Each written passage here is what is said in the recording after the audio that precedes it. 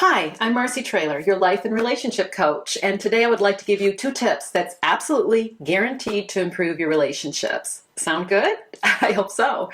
Well, let's get started. But before I give you the tips, let me give you a little background on why they're so effective. When it comes to relationships, usually if there's any kind of problem, of course, it's around the communication, right? But it goes a little deeper than that. We know that every person wants to be seen and heard and feel like they matter, right? At the end of the day, isn't that what we all want? And when we have a relationship, we want to feel that connection, that this person really gets me, they understand me, and I am communicating with them in a way that, hey, we're on the same page. But unfortunately, what happens a lot of the time is if there's any emotional component to the communication, or the other person is upset, somehow it can build on itself and arguments can ensue and things can just get out of hand. So the trick is, and that's where these tips come in, is to kind of get yourself out of that box and go into more of a listening mode, helping the other person to know that they're heard. Okay, so here we go with tip number 1. The first tip is acknowledging what the other person is saying. If you can make this your first step to responding to whatever's going on, I think you'll be amazed what will happen. Here's what I mean. Usually when someone comes at us with an emotionally charged comment, whether it's about us or another situation, we've kind of been used to, and many of us are brought up to believe, that we need to kind of defend ourselves, right? We're feeling attacked, or if it's about something else, we kind of want to fix it right away for the other person, or make an opinion about it, or jump right in there with them. So instead of jumping into their box, keep this in mind. What they say is about them, okay? What they say is about them. What you're hearing is totally about them. Their filters, their experiences, their day, it really has nothing to do with you. They're just trying to connect with you. So the most healthy thing that you can do right now is to simply acknowledge what they're saying. Step out of the box and mirror back to them what you just heard in your own words.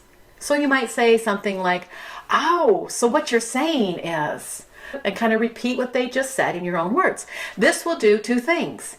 First, it will clear up any miscommunications. It will make sure that what you heard is actually what you heard. It's what you think you heard. And you'll know that when you mirror it back to them and acknowledge them. And the second thing it does is it kind of releases them from trying to get the point across, right? All of a sudden, they know that you understand. They know that they were just heard. So that's the first step. And here is tip number 2, or the second step. After you acknowledge, you want to validate what they just said.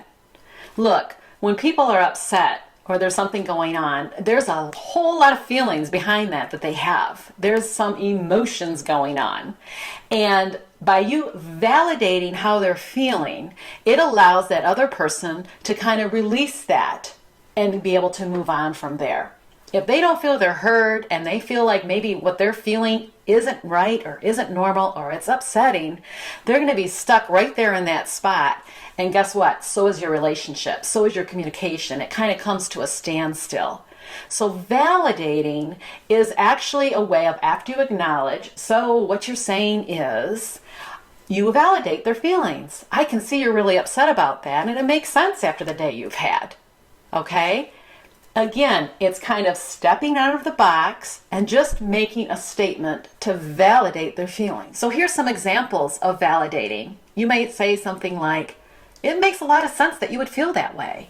Or, "It can be really upsetting when something like that happens. I can see why you feel that way." Or this one, especially with children, works very well.